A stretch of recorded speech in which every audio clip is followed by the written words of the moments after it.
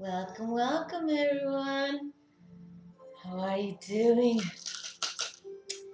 Tonight we are celebrating the Hallows Eve, Samhain. My ritual for this evening. I had my little cauldron and I've already grounded the table here, but I think I'm gonna set this to the other side because it's smoking a little bit too much and my fire alarms will go off. So I'm just gonna set this over here where I feel safer about it.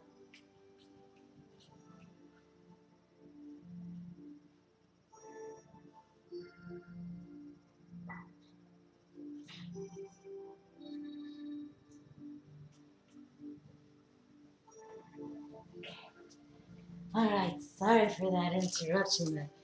I just don't want to do this video and end up with room on fire.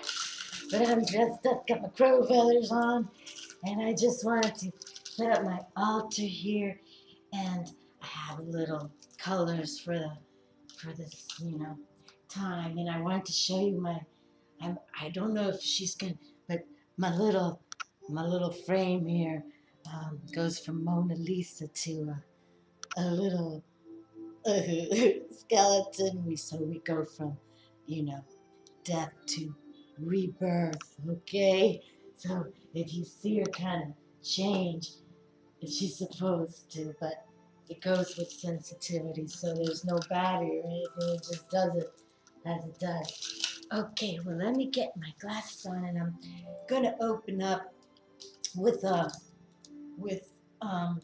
little scenario I have here, and I did want to show you this I call it my wand, but you can see it has different looks to it. But when I point it like that, it fits in my hand really cool. And I found this years ago when I first got married. I even think it has like a little face of some kind, but I brought them out because I found them in a special place. But we're going to do a ritual today, and I'm going to open up and then I'll tell you the cards I'm going to work with. But we're working for this October 31st, this Hallows. And I have this little scenario here. Hallows, Samhain, or All Hallows Eve, is the ending and beginning of the year cycle and the witch's new year. This is the night to turn the wheel to a new start by descending into death to be reborn. The veils between death and living are thinnest on this night, with possibility for connection with those passed over. It's a good night for scrying, divination, contacting spirit guides, and contacting dead foremothers, pets, or loved ones. In entering the labyrinth of death on Hallows Night, women also enter the womb of reincarnation and rebirth. The cauldron of Ceridwen, the womb, and Ceridwen is a goddess of the Welsh goddess, the womb that separates death from life and connects them again, is the central symbol of this Sabbat. Goddesses for this Sabbat include crone aspects, the ancient grandmothers of every culture. These are some of the most powerful goddesses known to the wheel of the year.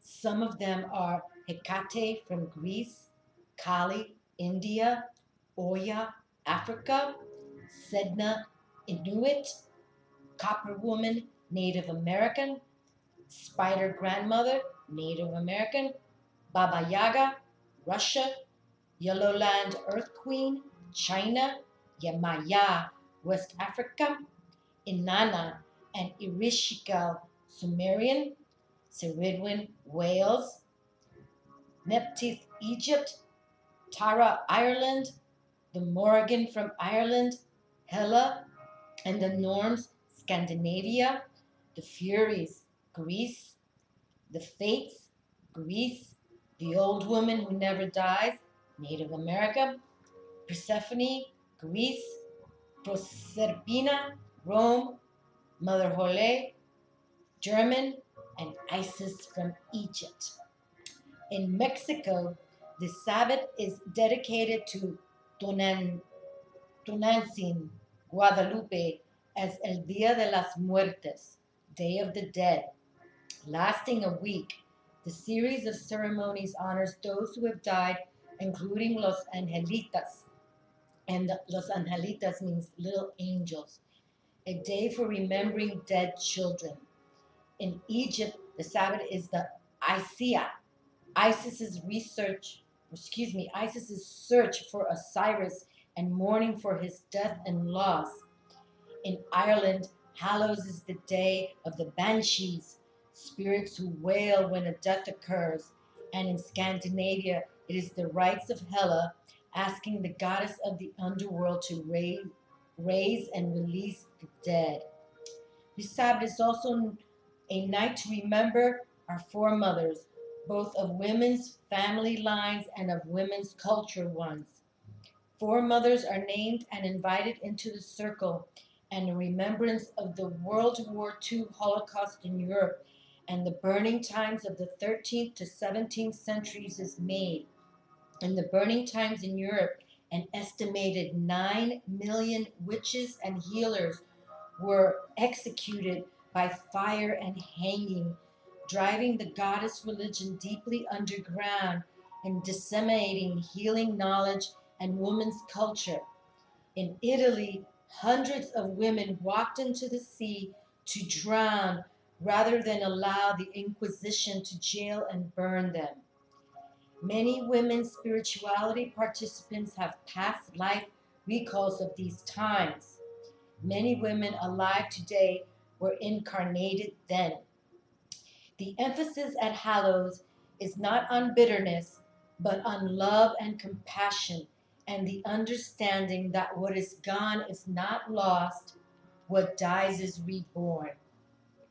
And right here, I've lit some white candles from my table, and also I'm working with a black and white one, which I'll light in a moment here.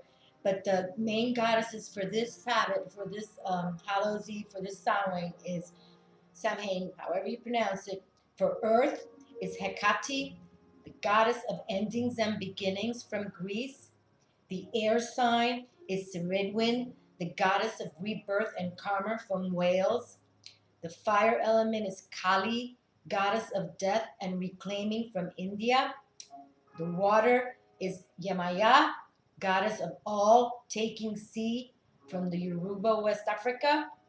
Spirit is the spider grandmother, goddess of the web of immortality for Native American. Okay, and then what I'd like all for you to consider, male, female, whatever, you want to invoke your ancestors, your godmother, or wherever you come from, your land. If you're from Ireland, invoke the goddesses from Ireland, from Greece, Native America, just whoever you resonate with. This is what we want. We want to, speak to our ancestors this evening because we want to embrace those energies and know that they are with us, okay? Because this is the time, this is the season when we do this, okay? And then, so consider all this, and I'm going to read this invocation poem. Okay, this is the night of the grandmothers, goddesses of death and immortality. We invite them into the circle. Ceridwen, old woman Hecate, copper woman, Mother Kali, and Oya. We welcome them as friends, celebrating the connection between death and life. And the invocation poem reads, they who are dead were as alive as we are, and we have not forgotten. We too will die, and we will not be forgot. In our ceaseless file from mystery to mystery, through the veil of life and death and soft November dusk, are we all alive or like the dead? Let no one say. I am the seed of the husk that lies dead. I am the husk of those whose seeds to come. The corn I plant is the bond between us all, and may our earth attest there be no stop. Okay, so that was just a little opening I wanted to bring, and I'll set this here right now. But this is what we were also wanting to look at here at the pentacle, the circle, the altar, and we have the west, which is water, okay, for obviously our emotions. We have the north, which is the earth for our body, okay. We have the fire, which is our will, our spirit, which is the south. We have our air intellect, which is east, and then the center is spirit. And this center right here is where we want to embrace our, for you know, our ancestors and even our lost pets. Whatever you want to, send them prayers. Consider them in the center of all of this with spirit. Okay? Okay, that's what we'd like to do. Alrighty, and I just want to share with you also that I'm not doing a reading with my Orisha deck, but I do. My main goddesses I will be invoking for this ritual is Oshun and also my Yemaya. Okay, so I'm highlighting here with my crystal ball. I'm highlighting them, and I also have some salt water here, sea salt water. Okay, and I'm just going to add one more poem, and then I will pick one card from each to represent the earth, fire, and water, and earth. What am I saying here? Yeah. Earth, fire, air, water. Okay, and so I'm going to just pick one of each, okay? And then I'm going to read from the Simon, because I also brought out the fairy ring guide written by Anna Franklin. But before we begin, I'm just going to read from the Pentacle. And this is the best night of the year to do past life regressions. Find the procedure in any number of books on the subject, okay? So this is my cauldron right here to banish fears. Give them to Hecate, to Seridwin or Oya as a purification and banishing of the ending year. And then, the women name their fears and put them into the bowl. The bowl goes around until all fears are banished. So, and you do this. I'm just trying to for when on the 31st, October 31st, if you want to do your own ritual, this is what you can do too. Banish those fears into this water, okay? Set them aside and throw them in there. And also brought out a pomegranate that I cut in half here. And it reads here, take a seed. In the seed are the beginnings and hopes for the new year, for goals and wishes coming soon to replace the fears that were banished. The women take a seed and in the name of hope. So, after my ritual, I also will be doing my private ritual, okay? And then I do have my crystal ball here for scrying purposes. And then we can say that in a short meditation, we want to go to a place of joy in the past, a place of joy in the present, a place of joy in the future. Okay, so that will be my private ritual that I also will be doing. And then again, invite your foremothers, your spirit guides, or your goddesses to join you. Bringing your doggies, your pets, whatever you resonate that have passed, but we want to celebrate, have this ritual just for them, okay? And now, before I pick my cards, I will light this black candle here.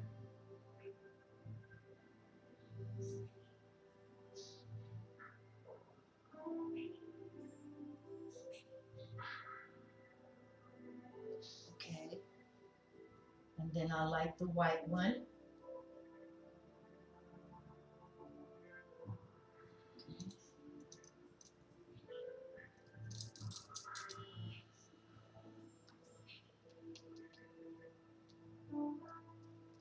Alrighty. And these candles symbolize the old and the new, the banishing of fear and the invoking of hope. The banishing of fear and the invoking of hope.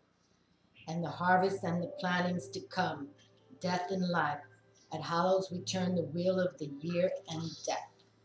Okay, and let us pick some cards and see what they have to say. But just to add a little bit more about Simon, this is the Fairy Festivals. I'm sure you know I've worked with this deck many times at every Sabbat that I've ever done, which is since I've been on the YouTube. But for the for this one, for the Samhain, however you pronounce it, people. just feel good about it is all we need to do.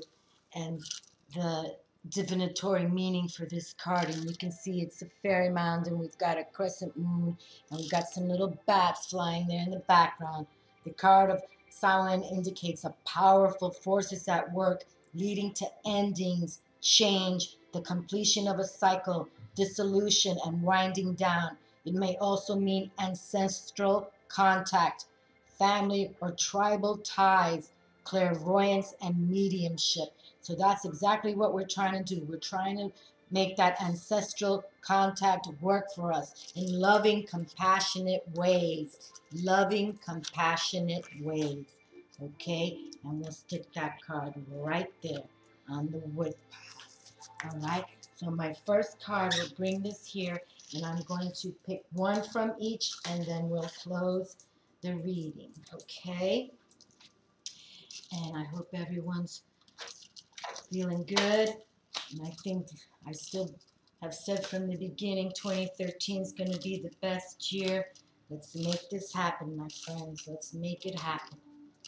Okay, one card's on the table from the Fairy Festival. And then this is my goddess cards by Suzanne Seddon Boulet. And I also have the book that goes with it. So we're going to set one card down here also. And let's see, I heard a click there. But let's pick a nice card here. That one down. And I also wanted to bring one from the Spirit Wheel, the Spirit of the Wheel meditation deck. Okay? So let us pick one card at a time. I'm going to make sure. Yeah. Okay. And one card of the Spirit Wheel. You know, bringing in the Native Americans that I so much love and adore.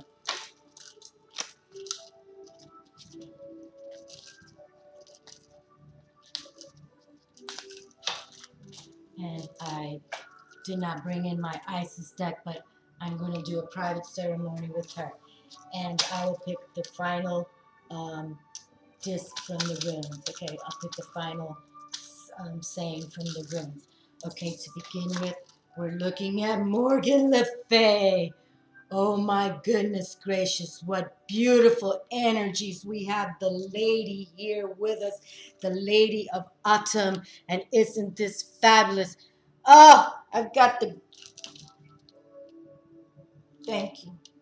And this is how we invoke the goddess, my friends, by ritual, by planning, by making it happen, by having the thoughts. I prayed today, I sat at my table and I was praying, and look who has come through. The Madame herself. Wonderful. She is the highest witch there is. My, my, my. I am honored she has come to my table today. Extremely honored. Morgan Le Fay has come to visit us at this time. And the card shows Morgan Le Fay. She was the sister of King Arthur. I don't want to get into it too much, but you know the King Arthur stories. My goodness gracious. She just, I have to talk about her. Morgan Le Fay. Morgan the Fairy was the sister of King Arthur. In his stories, Thomas Malory made her the wife of Urien and the mother of Yvain. She was a rather tempestuous, malefic woman who tried to murder both her husband and King Arthur, and who had a number of lovers. She learned the magical arts from Merlin and used this knowledge to trick Arthur into sleeping with her. From this union she bore Mordred, the son who brought discord to Camelot and died, inflicting a fatal wound on his father. But these tales are of a late date. Earlier tradition makes her the ruler of the island of Avalon. Some associate Avalon with modern-day Glastonbury in England. Its name is derived from the Welsh afal, meaning apple. And I have my apple there, and I have another one that I'm going to cut up after this. since the island is covered in apple orchards. It is also sometimes called the Fortunate Isle and may be compared with the Irish Turnaog fairyland. Avalon is inhabited by 9 sisters, of which Morgan is the most beautiful and most powerful. As King Arthur lay dying after the Battle of Camlan, Morgan appeared with a ship of women and carried Arthur to the island of Avalon.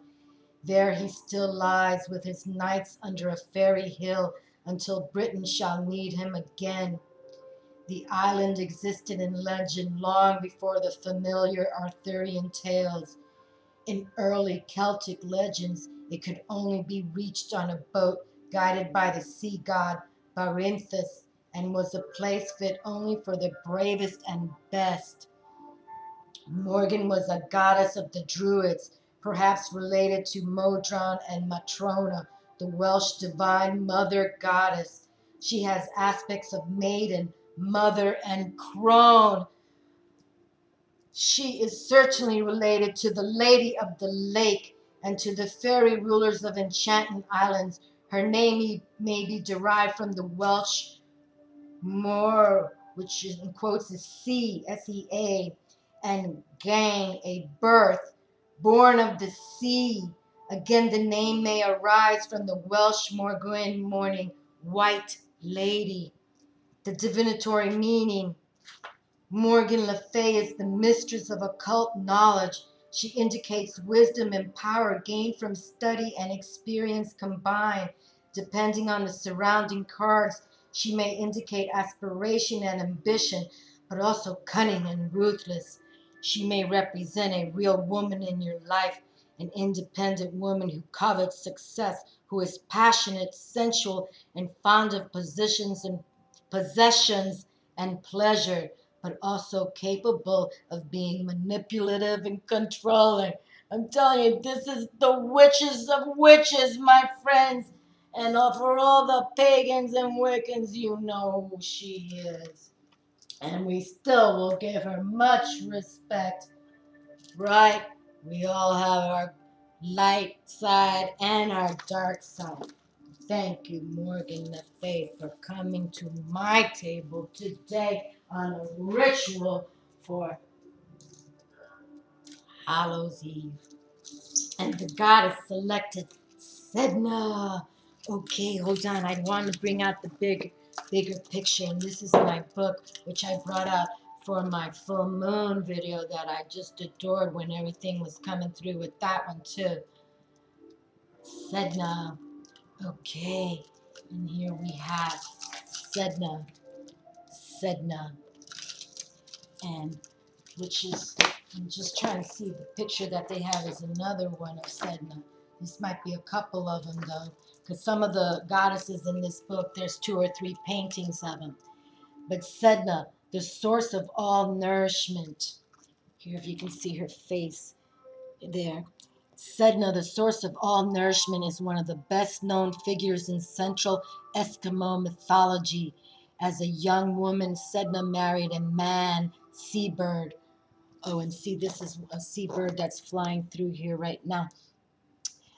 When her father came to take her home, the husband raised a threatening storm. To save his own life, Sedna's father threw her overboard. When she tried to re-enter the boat, he used his axe to chop off her fingers, oh my Lord, which transformed into seals, whales, and all the creatures of the sea. Sedna sank to the bottom of the sea, where she serves as ruler of the souls of the dead. In times of need, she is summoned from the sea by an angakok, which in parentheses is a shaman, who plaits and combs her hair. In return, she sends seals and whales to feed the people. Sedna represents the creative force of the sea and the sea's nourishing gifts. When portrayed as somewhat frightening, she reflects our fear of the depths she inhabits. She nourishes things seen and unseen. Wonderful. Well, thank you, Sedna. We have an ocean goddess. And of course, Maya must be sister goddess to her right there. Beautiful. So we shall pull Sedna with Yamaya. Very beautiful. Alrighty. And the spirit of the wheel here, we have the harvest moon. Okay, let's read this one. Turning point, preparation, gathering, number 24. Aren't these cards beautiful, my friends? Look at that. Spirit of the wheel. The harvest moon. Okay, let us read what number 24 is. Okay, the harvest moon. And the harvest moon continues. Turning point, preparation, gathering are the key words. The prophecy. Harvest moon teaches us the art of preparation through the act of gathering. This card signals a time of abundance. Your hard work has paid off. The harvest is now full and ready for the gathering. Decide how much to enjoy, share, and store up for your future. You may need to gather knowledge, courage, or even rest for the road ahead. Then begin preparation so you won't be caught off guard by the changes coming your way. It is all part of your personal evolution. Those born under the harvest moon are very good at looking after others, but tend to deny their own needs. Prepare your own way, for if you use all your energy helping others, you will be facing a dry well.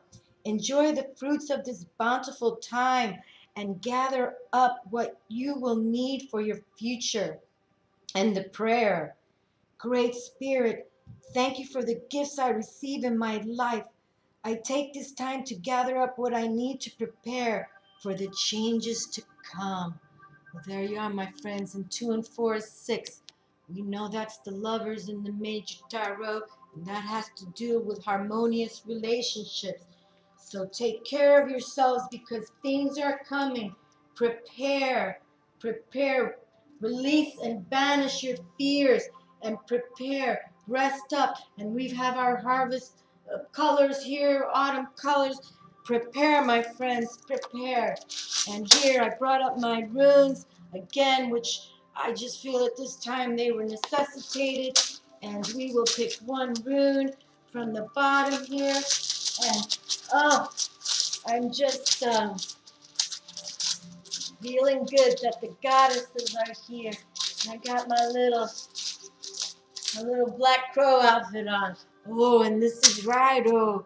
Okay, this is a nice rune, my friends. Nice rune. And I've told you again, the moon draws us towards union, reunion, and merging. Communication and rebirth. I know it's hard to see it right there, but that's what it stands for. Alrighty. And Rido is Raido, and I've pulled it up right. It's known as The Journey, page 131. Okay, and I know this is a positive rune here. And we were just saying that the runes are about communication. So here we have Raido, Raido, Raido, Raido. This rune is concerned with communication, with the attunement of something that has two sides, two elements, and with the ultimate union that comes at the end of the journey, when what is above and what is below are united and of one mind. Inner worth mounts here, and at such a time you are not intended to rely entirely upon your own power. Instead, ask what constitutes right action. Ask through prayer or meditation, through addressing the witness self, the teacher within. Once you are clear, you can neutralize your refusal to let right action flow through you. Not intent on movement, be content to wait. While you wait, keep on removing resistances. As the obstructions give away, all remorse arising from trying to make things happen disappears. The journey is towards self-healing, self-change, and union. union with the divine. You are concerned here with nothing less than unobstructed, perfect union. But the union of heaven and earth cannot be forced. Regulate any excesses in your life. Material advantages must not weigh heavily on this journey of the self toward this capital S-E-L, capital S-E-L-F self. Stand apart even from like-minded others.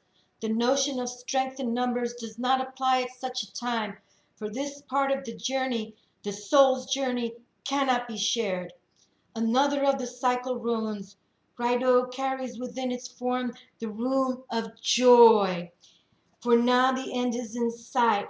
You no longer are burdened by what you've left behind. Heaven above you and earth below you unite with you to support you on your way. A simple prayer for the soul's journey is, I will to will thy will. Such a prayer of intention is proper on any occasion and is particularly appropriate as a preamble to healing. And what they mean about another of the cycle runes, Raido carries within it the form of the rune of joy, because the rune of joy is this one right here. Okay, this one, the joy. So you see, if you take the little line away from Raido, then you have the rune of joy. Beautiful. Alrighty, my friends. I think this was a very positive reading. And I will put my rune into the water there for a sea salt soak. Thank you, thank you. Very good. And remember, release your fears. Okay, release. Go on your soul's journey. It's something you have to do alone, okay? Not, no need for others right now. Look within. This is what we need. Call on your ancestors. Let them shine. Let them come to you in your dreams, okay? Let them come to you. All positive with joy. Your loved ones will come. They always do. So, but release. And now we are going on this new harvest. Things will get better, my friends. Fabulous. Take care, my friends. Talk to you soon. Ciao.